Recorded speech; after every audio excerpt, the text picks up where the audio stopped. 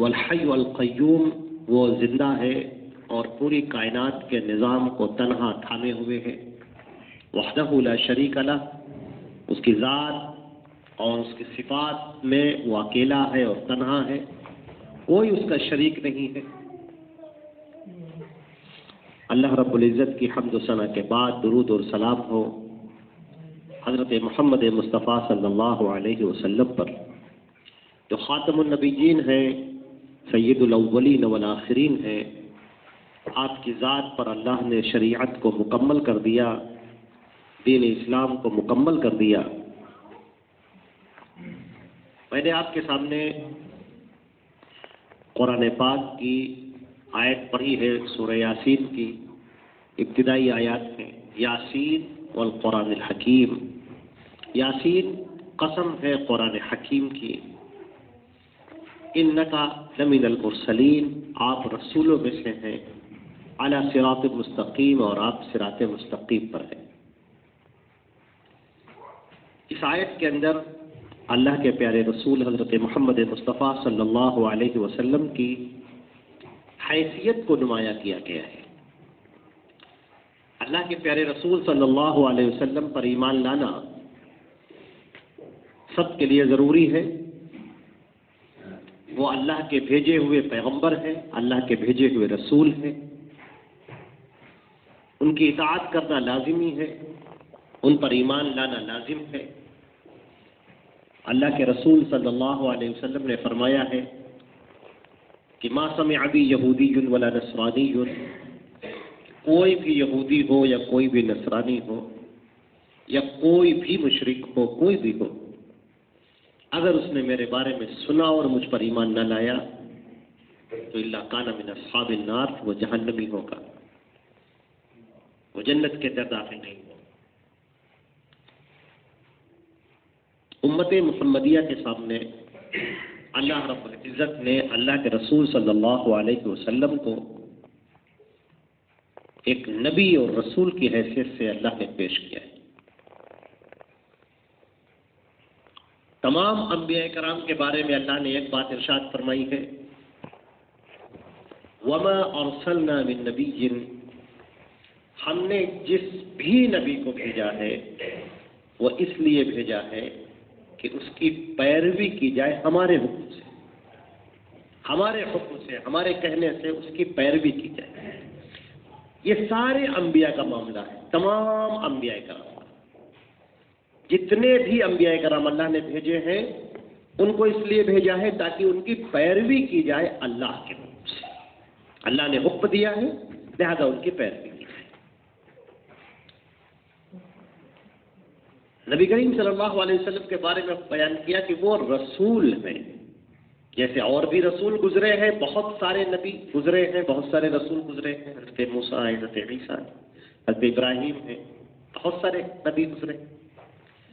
لیکن تمام انبیاء کرام کا ایک خاصہ ہے، تمام انبیاء کرام کی بات ہے کہ ان کو اللہ نے بھیجا ہے، وہ اللہ کی باتیں دوسروں تک پہنچاتے ہیں اور انہی کی جو پیروی کی جاتی ہے وہ اللہ کے حکم سے کی جاتی ہے. اب اگر نبی کی اطاعت سے کوئی منہ موڑتا ہے تو پھر اللہ رب العزت کا عذاب اسے آ گھیرتا ہے اور جہنم اس کا ٹھکانہ ہوتا ہے. یہ نبی کی حیثیت ہے، نبی کی بات ہے. انسانوں نے ایک بہت بڑی جو غلطی کی، یعنی انبیاء کرام کے تعلق سے، تو ان کی غلطیاں تو بے شمار ہیں، لیکن دو غلطیاں سب سے زیادہ ہیں، سب سے اہم ہیں. ان غلطیوں میں سے ایک ہے غلو کرنا اور دوسرا ہے ان کی اتباع کرنے سے منہ موڑنا. آپ دیکھیں گے کہ یہ دونوں عجیب و غریب باتیں ہیں، یعنی یہ دونوں ایسی چیزیں ہیں جو ایک دوسرے کے متضاد ہیں، ایک دوسرے کے الٹ ہیں، لیکن پھر بھی دونوں ایک ساتھ جمع ہیں. انبیاء کرام کی محبت میں غلو کرنا، اس قدر محبت انبیاء کرام سے، اس قدر محبت کہ ان کو ان کے مرتبے پر نہ رہنے دیا جائے، بلکہ ان کو رسالت کے مقام سے اٹھا کر الوہیت کے مقام تک پہنچا دیا جائے، جو اللہ کا جو مقام ہے، جو مرتبہ ہے، اس اللہ کے مقام اور مرتبے تک ان کو پہنچا دیا جائے۔ یہ رسولوں کے سلسلے میں یہ پہلی غلطی ہے لوگوں کی۔ اور دوسری غلطی یہ ہے کہ ان رسولوں کی پیروی کرنے کے بجائے کسی اور کی پیروی کرنا، ان رسولوں کی پیروی کرنے کے لیے پیروی نہ کرنے میں اس کے حیلے حوالے تلاش کرنا۔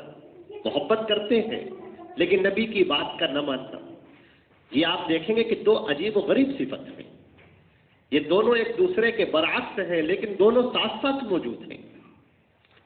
سابقہ جو انبیاء کرام گزرے ان کے ساتھ میں ایسا ہی ہوا کہ ان کے لوگوں نے ان کی محبت میں غلو کیا اور ان کو اس مقام سے اٹھا کر ان کو مقام الوہیت تک پہنچا دیا۔ حضرت موسیٰ علیہ السلام کے ساتھ بھی ایسا ہی کیا گیا، حضرت عیسیٰ کے ساتھ میں بھی ایسا ہی کیا گیا، حضرت عزیر کے ساتھ میں بھی ایسا ہی کیا گیا۔ اور قرآن پاک میں جگہ جگہ اس کا تذکرہ موجود ہے۔ اکثر آپ دیکھیں گے قرآن پاک میں جگہ جگہ حضرت موسیٰ کا، حضرت عیسیٰ کا، یہود کا، نصارہ کا تذکرہ موجود ہے۔ یہ تذکرہ اس لیے ہے تاکہ جو مسلمان قوم ہے، جو لوگ ہیں، یہ عبرت حاصل کریں، یہ وہ غلطیاں نہ کرنے پائیں جو وہ غلطیاں کرتے چلے آ رہے ہیں، اور جن غلطیوں کی وجہ سے ان کے اوپر اللہ کا عذاب نازل ہوا تو یہ امت محمدیہ ان غلطیوں سے بچی رہے۔ لیکن آپ دیکھیں گے کہ شیطان مردود نے جیسے کہ پہلے کے لوگوں کو گمراہ کیا ویسے ہی ان لوگوں کو بھی گمراہ کیا۔ اللہ کے نبی صلی اللہ علیہ وسلم کے بارے میں شیطان نے وہی دونوں چیزیں پیش کی اور اسی طریقے سے لوگوں کو گمراہ کیا۔ ایک ہے غلو کرنا، بہت بڑھ جانا، اور دوسرا ہے ان کی اتباع سے منہ موڑ لینا، پیروی نہ کرنا۔ اگر آپ اس کو سمجھنا چاہیں تو اس کو کمپیریزن میں رکھ کے دیکھیے، تب شاید آپ کی سمجھ میں آئے گا۔ اپنے آپ کو دیکھنے کے لیے آپ دیکھیے کہ قرآن پاک نے جن مغضوب علیہم کا ذکر کیا ہے، یعنی وہ لوگ جن کے اوپر اللہ کا غضب نازل ہوا، اور جس کو ان سے مراد یہود ہیں، اور وہ جو الضالین ہیں، جو راستے سے بھٹک گئے، چلے تھے جدھر اور پہنچ گئے جہنم کے راستے کی طرف، ان لوگوں کا جو قرآن پاک نے تذکرہ کیا ہے، جب ان کو آپ دیکھیں گے تو اپنی کیفیت سمجھ میں آئے گی۔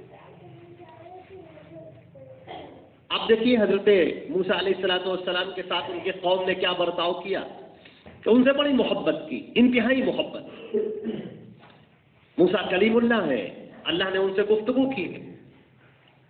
یقیناً اس میں کوئی شک نہیں کہ موسیٰ علیہ السلام کی شخصیت بہت بلند و بالا ہے، بڑی عظمت والی شخصیت ہے ان کی، اللہ کی ان پر رحمتیں ہوں، اللہ کا درود و سلام ہو ان پر، کوئی شک نہیں۔ لیکن قوم نے ان کی محبت میں غلو کیا۔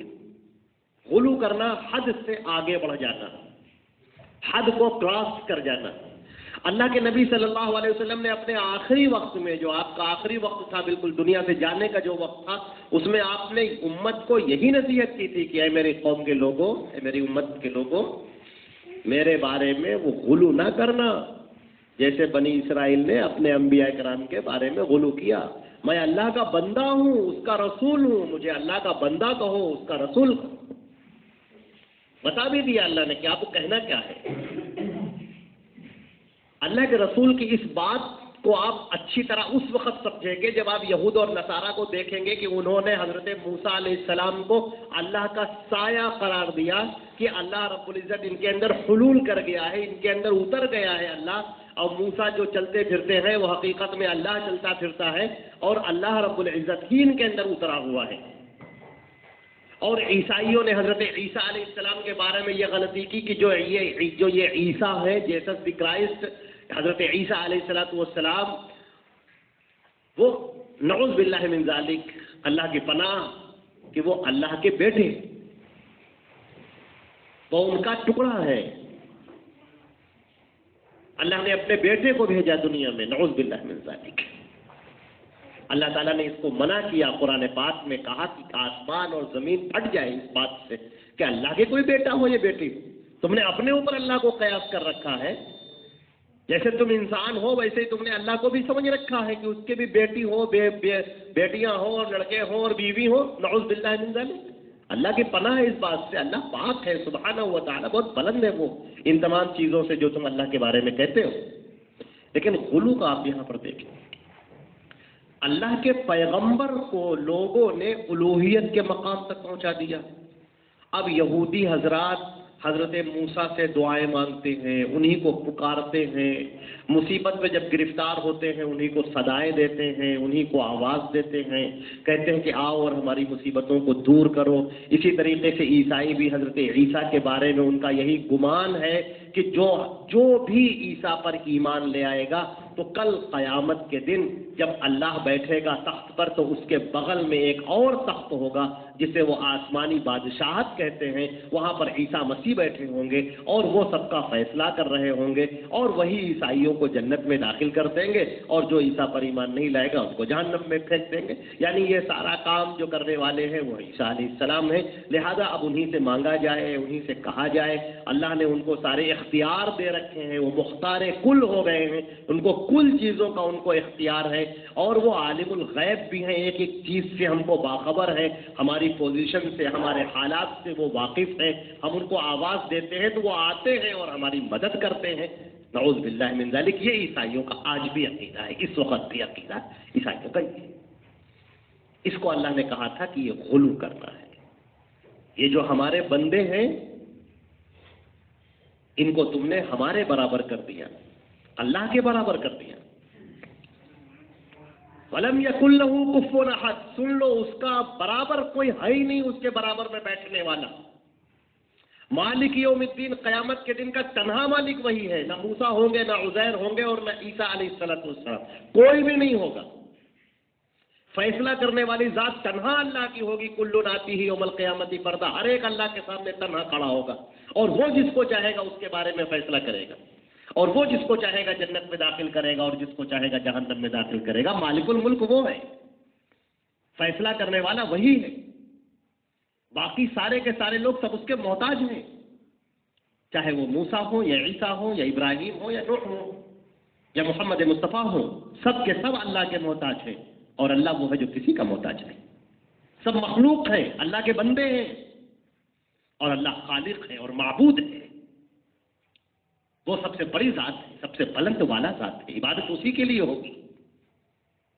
ہم دیکھیں گے کہ ہم مسلمانوں کے اندر بھی یہی عقیدے دھیرے دھیرے گھر کر آئے. اللہ کے رسول کے بارے میں اللہ کے رسول نے اپنے آخری وقت میں کیا کہا تھا کہ میرے بارے میں غلو مت کرنا، میں اللہ کا، جیسے بنی اسرائیل نے غلو کیا، میں اللہ کا بندہ ہوں، اس کا رسول ہوں، مجھے اللہ کا بندہ کہو، اس کا رسول کہو. لیکن لوگوں نے اللہ کے نبی صلی اللہ علیہ وسلم کو پہلے تو عالم الغیب کہا. قرآن پاک میں یہ ہے کہ اے نبی آپ کہہ دیجئے قل لا اعلم الغیب، آپ کہہ دیجئے کہ میں غیب نہیں جانتا ہوں. پہلا جو قرآن پاک سے لوگ الگ ہوئے، اللہ کی کتاب سے، اللہ کے حکم سے لوگ الگ ہوئے، اللہ کے نبی کو عالم الغیب کہا. دوسری بات، اللہ کے نبی کو کہا کہ وہ اللہ کا نور ہے، اللہ کا جز ہے، اللہ کا ٹکڑا ہے. اول ما خلق اللہ نوری، اللہ نے جو پہلے پیدا کیا وہ میرا حصہ پیدا کیا. اللہ نے اپنے جز سے، اپنے بدن سے اللہ نے مجھے نکالا. نعوذ باللہ من ذالک. اب یہ عقیدہ بنا، اب ان کو نور کہا جانے لگا کہ وہ بشر ہے جو انسان ہے، اور نور وہ ہے جو ان بشر سے اوپر ہے. آپ دیکھیں یہ غلو کی وہ شکل ہے جو عیسائیوں نے اختیار کی اور یہودیوں نے اختیار کی. انہوں نے موسیٰ کو انسان نہیں رہنے دیا، انہوں نے ان کو اللہ کا سایہ قرار دیا. عیسائیوں نے حضرت عیسیٰ علیہ السلام کو انسان نہیں رہنے دیا، ان کو اللہ کا بیٹا قرار دیا. نعوذ باللہ من ذالک. ہم مسلمانوں نے محمد مصطفیٰ صلی اللہ علیہ وسلم کو انسان نہیں رہنے دیا، بشر نہیں رہنے دیا، بلکہ ان کو ہم نے نور کا قرار دیا، اللہ کا جز قرار دیا، اللہ کا ٹکڑا قرار دیا. اور پھر وہی غلطیاں، ہم نے ان کو عالم الغیب قرار دیا، ہم نے ان کو مختار کل قرار دیا کہ وہ مختار کل ہے، جو چاہتے ہیں وہ کرتے ہیں، جو چاہتے ہیں وہ کرتے ہیں، فیصلہ انہی کے ہاتھ میں ہے. اللہ نے ان کو اختیارات دے دیا، وہ جو چاہتے ہیں کرتے ہیں. نعوذ باللہ من ذالک. یہ کیا ہے؟ یہ وہی عقیدے ہیں جو عیسائیوں کے اور یہودیوں کے عقیدے تھے، اور اللہ نے ان عقیدوں سے روکا. اللہ کے نبی نے کیا کہا؟ میں اللہ کا بندہ ہوں. سبحان الذی اسری بعبدہ لیلا من المسجد الحرام الى المسجد الاقصى. 15ویں پارے میں پہلی آیت 15ویں پارے میں شروعات سورہ اسراء. پاک ہے وہ ذات جو اپنے بندے کو لے گئی اس دنیا سے معراج کی طرف، اتنا بڑا سفر جو معجزہ ہے نبی کریم صلی اللہ علیہ وسلم کا، لیکن اللہ نے چاہا کہ لوگوں کے عقیدے سلامت رہیں، اللہ کے نبی کے ان معجزات کو دیکھ کر لوگ کہیں غلط عقیدے میں نہ پڑ جائے، لہذا اللہ نے پہلے کہا یہ بندہ ہے میرا جس کو ہم لے کر جا رہے ہیں، وہ خالق نہیں ہے، وہ مالک نہیں ہے، وہ عالم الغیب نہیں ہے، مختار کل نہیں ہے، وہ نور کا بنا ہوا نہیں ہے، وہ ہمارا رسول ہے، ہمارا بندہ ہے، رسالت کے مقام پر ہم نے اس کو فائز کیا ہے، اس لیے ہم نے معراج عطا کی ہے، وہ ہمارا بندہ ہے، تاکہ تم سمجھ لو کہ خالق اور مخلوق کے فرق کو جان لو، اللہ رب العزت کی شان میں گستاخی نہ کرنے پاؤ، اللہ کے بارے میں وہ باتیں نہ کہو جو یہود اور نصارہ نے کہیں، اس طریقے پر مت چلو جس طریقے پر یہود اور نصارہ چلے، میں اللہ کا بندہ ہوں، اس کا رسول ہوں۔ جو پہلی غلطی تھی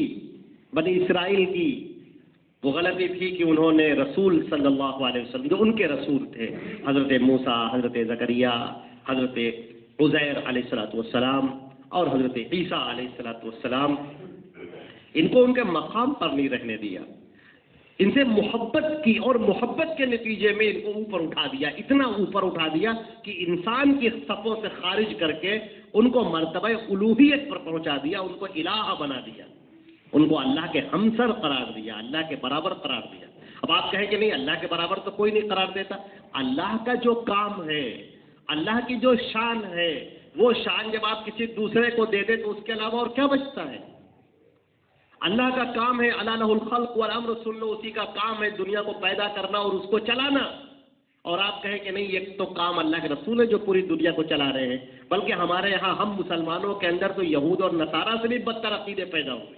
واقعی ہم کہہ رہے ہیں، بہت سوچ سمجھ کے کہہ رہے ہیں، بالکل ڈیلیبریٹلی کہہ رہے ہیں، جان بوجھ کر، یہود اور نصارہ سے بھی بدتر عقیدے ہیں۔ انہوں نے کم سے کم صرف اپنے انبیاء کرام کے بارے میں یہ عقیدہ رکھا کہ دنیا چلاتے ہیں اور سب کچھ کرتے ہیں، ہمارے یہاں تو ہر بزرگوں کے بارے میں عقیدہ رکھا گیا، ملنگوں کے بارے میں، صوفیوں کے بارے میں، اولیاء کے بارے میں، شہیدوں کے بارے میں، ان سب کے بارے میں یہی عقیدہ رکھا گیا کہ سب یہ عالم الغیب ہیں اور سب ان کو اختیار حاصل ہے اور جو چاہتے ہیں کرتے ہیں اور جو چاہتے ہیں اس کائنات کے نظام کو چلاتے ہیں۔ بعضوں نے تو یہاں تک بیان کیا کہ ملک الموت کے ہاتھ سے تھیلی تک چھیننے والے ہیں ان کے روحوں کی، نعوذ باللہ من ذالک۔ تو یہ عقیدہ ان سے بھی زیادہ بدتر ہے۔ دوسری بڑی جو غلطی کی ہے وہ غلطی بھیانک غلطی، وہ غلطی یہ ہے کہ اپنے رسول کی بات نہ ماننا۔ قرآن پاک نے اس کا بھی تذکرہ کیا ہے کہ تم یہودیوں کا کیا معاملہ ہے، افتؤمنون ببعض الکتاب وتکفرون ببعض، یہ تمہارا کیا معاملہ ہے کہ کتاب کے کچھ حصے پر تمہارا ایمان ہے اور کتاب کے کچھ حصے پر تمہارا ایمان ہی نہیں ہے۔ ایک جگہ پر فرمایا گیا کہ تم تنبذون وراءکم ظہریہ، وہ کتاب کو اپنے کتاب کے پیٹھ کے پیچھے ڈال دیتے ہو، یہ محاورہ ہے پیٹھ کے پیچھے ڈالنا، یعنی بالکل عمل نہ کرنا۔ نبی کریم صلی اللہ علیہ وسلم کے زمانے میں ایک مرتبہ یہ ایک بڑا مسئلہ اٹھا تھا یہودیوں کے یہاں کہ ایک آدمی نے، ایک عورت نے زنا کیا، ایک عورت اور مرد نے، تو ان کے علماء نے کہا کہ اس کے منہ کو کالا کر کے اور وہ گدھے پر گھما دیا جائے، بس ختم ہو گیا۔ تو ان لوگوں نے جو لڑکی کے پکش میں تھے ان لوگوں نے کہا کہ نہیں یہ تو فیصلہ ہم نہیں مانیں گے، ہم کسی اور سے کرائیں گے، ٹھیک کرو۔ تو یہ سارے علماء کرام، یہودیوں کے علماء کرام اللہ کے نبی کے پاس میں آئے کہ دیکھیے آپ کے فیصلے کو سارے لوگ مانتے ہیں، آپ ایسا کیجیے، آپ کوئی فیصلہ کر دیجیے۔ نبی کریم صلی اللہ علیہ وسلم نے کہا کہ میں جو فیصلہ کروں وہ اپنے لحاظ سے فیصلہ کروں یا تمہاری تورات کے مطابق فیصلہ کروں؟ تو انہوں نے کہا نہیں بھائی ہم یہودی ہیں تو آپ تورات کے مطابق فیصلہ کیجیے، کہا سوچ لو تم، تورات کے مطابق فیصلہ چاہیے؟ انہوں نے کہا ہاں تورات کے مطابق فیصلہ چاہیے مجھے۔ عبداللہ ابن سلام پہلے یہودی تھے، بہت بڑے عالم تھے، پھر وہ اسلام لائے، اسلام میں داخل ہوئے، اللہ کے نبی کے پاس میں بیٹھے ہوئے تھے، وہ بھی پہلے یہودیوں کے بہت بڑے عالم تھے، عبداللہ ابن سلام رضی اللہ تعالیٰ عنہ۔ آپ نے کہا کہ تورات لاؤ، تورات منگائی گئی، آپ نے فیصلہ کیا کہ اس کو رجم کر دیا جائے، رجم، پتھر سے مار مار کر ہلاک کر۔ ان لوگوں نے نہیں تورات میں تو ایسا کہیں نہیں ہے، یہ تو آپ کے اپنا فیصلہ سنا دیا۔ اللہ کے نبی نے کہا کہ نہیں میرے اوپر اللہ نے وحی کی ہے کہ تورات میں ہے، آپ صلی اللہ علیہ وسلم پڑھے لکھے نہیں تھے، آپ کو معلوم ہے پڑھے لکھے نہیں تھے۔ انہوں نے کہا نہیں میرے اوپر اللہ نے وحی کی ہے کہ بات تورات میں ہے۔ عبداللہ ابن سلام جو بیٹھے ہوئے تھے انہوں نے کہا کہ اے یہودی عالم تو جھوٹ بول رہا ہے، تورات کھول۔ اس نے تورات کھولی کہ آپ پڑھ کے سناؤ۔ اس نے عبارت پڑھنی شروع کی اور اپنا ہاتھ آیت رجم کے اوپر ایسے رکھ لیا ایسے، اور باقی پوری عبارت پڑھتا گیا۔ کہا دیکھیے کہیں نہیں ہے۔ عبداللہ ابن سلام نے کہا یا عدو اللہ، اے اللہ کے دشمن، اپنے اس ہاتھ کو اٹھا اور ہاتھ کے نیچے جو لکھا ہے اس کو پڑھ کے سنا۔ اور سارے صحابہ کرام دیکھ رہے ہیں، سب کے سب وہی راوی ہیں۔ وہ بیان کرتے ہیں کہ اللہ کی قسم جب اس یہودی نے اپنے ہاتھ اٹھائی تو آیت رجم ایسی چمک رہی تھی جیسے سورج کی کرنیں چمکتی ہیں، صاف صاف حکم موجود تھا۔ یہ آپ دیکھ رہے ہیں، یہ بتانے کا ہمارے آیت رجم سے مقصد نہیں ہے، ہمارا بتانے کا مقصد یہ ہے کہ تورات کے احکام کو جو لکھے ہوئے ہیں، موجود ہیں، لیکن اس پر عمل نہیں کر رہے ہیں، بلکہ اپنے فیصلوں پر، اپنے فتووں پر، اپنے علماء کے فیصلوں پر عمل کرتے ہیں۔ وہ لکھے ہوئے موجود ہیں، نہ لکھے ہوئے ہوتے تو آپ کہتے بھائی ہے ہی نہیں ہمارے پاس میں، لیکن نہیں، وہ موجود ہیں۔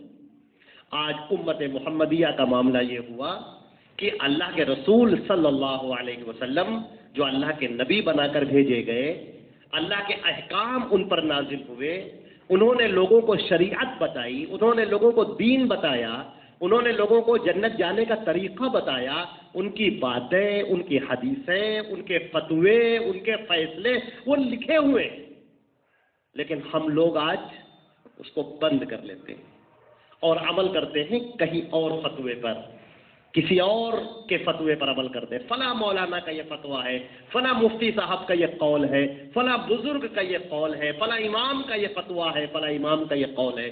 اب ہمیں اماموں کی باتیں یاد آتی ہیں، مفتیوں کی باتیں یاد آتی ہیں، لوگوں کے اقوال یاد آتے ہیں، دوسروں کی باتیں خوب یاد آتی ہیں، لیکن اللہ کے رسول کی جو حدیث ہے جو سورج کی طرح چمک رہی ہے، سورج کی طرح جو چمک رہی ہے، وہ ہماری آنکھوں سے اوجھل ہو جاتی ہے۔ اللہ تبارک تعالیٰ نے صاف طریقے سے کہا یاسین والقرآن الحکیم، یاسین قسم ہے قرآن حکیم کی، انک لمن المرسلین، اے محمد مصطفیٰ صلی اللہ علیہ وسلم آپ رسول ہیں۔ یہ آپ کی حیثیت کیا ہے؟ آپ رسول ہیں، علی صراط مستقیم، اور آپ صراط مستقیم پر ہیں۔ جو آپ کی پیروی کرے گا وہ صراط مستقیم پر چلنے والا ہوگا، ورنہ لوگ اپنے آپ کو صراط مستقیم پر کہتے رہیں۔ یہودی کہتے ہیں کہ ہم بھی صراط مستقیم پر ہیں، عیسائی کہتے ہیں کہ ہم بھی صراط مستقیم پر ہیں، جتنے لوگ ہیں سب کا یہی دعویٰ ہے کہ ہم صراط مستقیم پر ہیں۔ اللہ فرماتا ہے صراط مستقیم پر وہ ہے جو محمد مصطفیٰ کے ساتھ ہے، علی صراط مستقیم، آپ ہیں صراط مستقیم پر۔ اے محمد صلی اللہ علیہ وسلم آپ صراط مستقیم پر کھڑے ہیں، آپ جدھر چلیں گے ادھر صراط مستقیم ہے، آپ کا جو فیصلہ ہے وہ صراط مستقیم ہے، آپ کے جو پیچھے پیچھے چلے گا وہ صراط مستقیم پر چلے گا، اور جو آپ کو چھوڑ کر ذرا بھی دائیں بائیں ہوگا ادھر ادھر وہ صراط مستقیم سے ہٹ جائے گا۔ لہٰذا ہمیں دو باتیں یاد رکھنی ہیں اپنے نبی کے سلسلے میں، ہم وہ غلطی نہ کریں جو یہودیوں اور عیسائیوں نے اپنے انبیاء کرام کے بارے میں غلطی کی۔ ایک تو ان کے مقام و مرتبے کو بہت اونچا اٹھا دیا، مقام الوہیت کو پہنچا دیا۔ اللہ فرماتا ہے وہ میرے بندے ہیں، میں نے انہیں پیدا کیا ہے، وہ میرا پیغام پہنچانے والے ہیں۔ ان کا کام یہ ہے کہ بندوں کو اللہ سے جوڑ دیں، وہ خالق کو، مخلوق کو آپس میں جوڑنے کے لیے آئے ہیں۔ مخلوق جو اللہ کے بندے ہیں وہ اللہ سے غافل ہو گئے ہیں، اللہ کو بھول گئے ہیں۔ رسول کا کام یہ ہے کہ اللہ اور بندوں کو آپس میں جوڑ دے، بندوں کو سیدھا راستہ دکھا دے کہ یہ ہے تمہارا معبود، اپنے معبود کی پرستش کرو۔ آسمان و زمین کا پیدا کرنے والا اور تم کو پیدا کرنے والا اللہ ہے، واحد الاحد ہے، اسی کی پرستش کرو، اسی کی عبادت کرو، اسی کے نغمے گنگناؤ، اسی کے حمد و ثنا بیان کرو، اسی کے لیے ذکر اور اذکار کرو، اسی کو خوشی میں پکارو، اسی کو غموں میں پکارو، اسی کو مصیبت میں پکارو، تمہاری پریشانیوں کو دور کرنے والا وہ ہے، اسی کے لیے سجدے کرو، اسی کے لیے نظر و نیاز کرو، اسی کے لیے قیام کرو، اسی کے لیے قعود کرو، اسی کا طواف کرو، اور اسی کے نام پر قسمیں کھاؤ، اسی کے نام پر صدقہ اور خیرات کرو۔ بندوں کو اللہ سے جوڑنے کے لیے آئے ہیں، اور جو بندوں کو جوڑنے کے لیے آیا تم نے اسی کو معبود بنا لیا۔ جو بیچارہ پوری زندگی یہ کہتا رہا کہ اللہ کی طرف چلو، اسی کے لیے عبادت کرو. تم نے اسی کی عبادت کرنے شروع کر دی, تم نے اسی کو پکارنا شروع کر دیا, اسی سے مانگنا شروع کر دیا,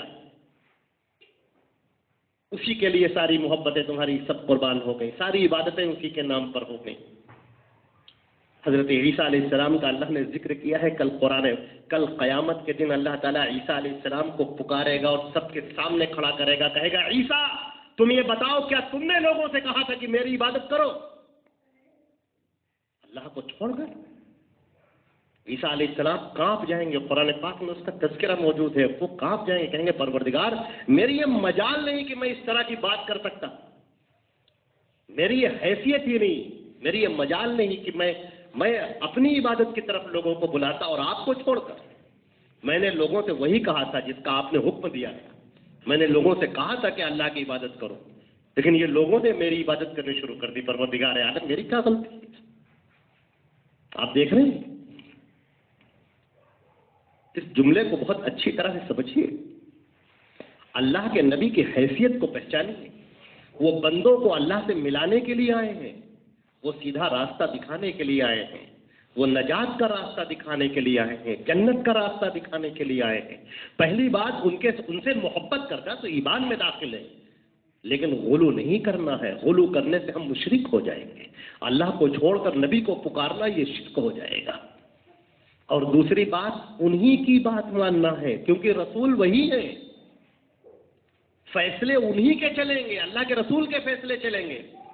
اللہ کے بندوں یہودیوں کی طرح مت بننا کہ تورات کی آیت لکھی ہوئی ہے اور اپنا ہاتھ اس کے اوپر رکھے ہوئے ہیں اور اس پر عمل نہیں کر رہے ہیں اور لوگوں کے فیصلے پر عمل کر رہے ہیں. تم ایسے مت بننا. محمد المصطفیٰ صلی اللہ علیہ وسلم کا, محمد رسول اللہ صلی اللہ علیہ وسلم کا فیصلہ موجود ہے, ان کی فتویٰ موجود ہے, ان کی حدیث موجود ہے, ان کا فیصلہ موجود ہے. اور اس فیصلے کو بند کر کے, اس فیصلے کو چھپا کر, اس فیصلے کو کنارے کر کے تم کسی اور کے فیصلے پر عمل کرو اور پھر سوچو کہ نہیں ہم صاحب جنت جائیں گے, مریں گے اور سیدھے جنت جائیں گے. یہ بہت ہی بڑی غلطی ہے. کاش کی اس بات کو سمجھ سکیں. کاش بات بہت چھوٹی سی ہے, لیکن اگر آپ اس بات کو سمجھ لیں تو یہ جنت کا راستہ آپ کے سامنے کھل جائے گا. صراط مستقیم اللہ کے نبی ہیں اور کوئی ہے ہی نہیں.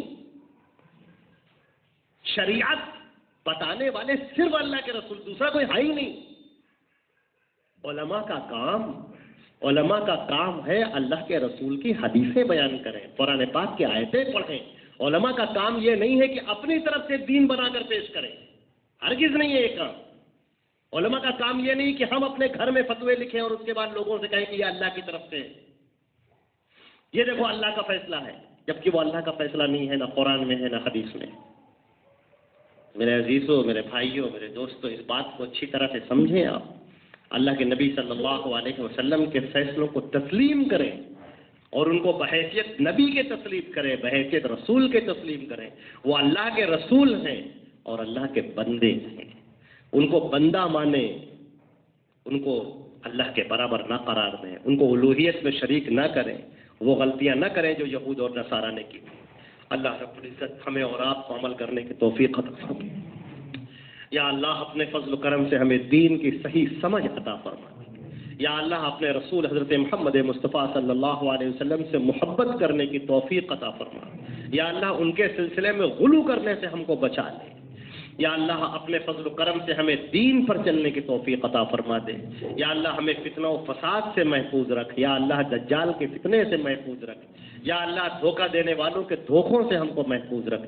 یا اللہ اس امت کے اوپر جو مصائب آ رہے ہیں یا اللہ اس مصائب سے ہم کو محفوظ رکھ. یا اللہ جو بیماریاں آ رہی ہیں ان بیماریوں کو دور فرما. یا اللہ جو مشکلات اور پریشانیاں ہیں یا اللہ ان مشکلات اور پریشانیوں سے ہمیں نکال لے. یا اللہ اپنے فضل و کرم سے ایمان کے ہوائیں چلا دے, دلوں کے اندر ایمان کو منور فرما دے, ایمان کو مضبوط فرما دے, ایمان کو روشن فرما دے. یا اللہ ہمیں صراط مستقیم پر سمجھنے کی اور اس پر چلنے کی توفیق عطا فرما دے. یا اللہ ہمیں قرآن اور حدیث سے وابستہ فرما دے. یا اللہ ہمیں قرآن اور حدیث پر چلنے والا بنا دے. یا اللہ ہمیں قرآن اور حدیث کے اوپر جینے والا اور اسی کے اوپر مرنے والا بنا دے. یا اللہ اپنے فضل و کرم سے ہم سب کو ایمان پر موت عطا فرما، یا اللہ اور آخرت میں اپنے فضل و کرم سے اپنی مغفرت ہمیں عطا فرما، یا اللہ جنت الفردوس ہمارا ٹھکانہ عطا فرما، یا اللہ ہم سب کی مغفرت فرما دے۔ اللہم ربنا تقبل منا انک انت السمیع العلیم وتب علینا انک انت التواب الرحیم، وصلی اللہ علی محمد وآلہ وأصحابہ اجمعین برحمتک یا ارحم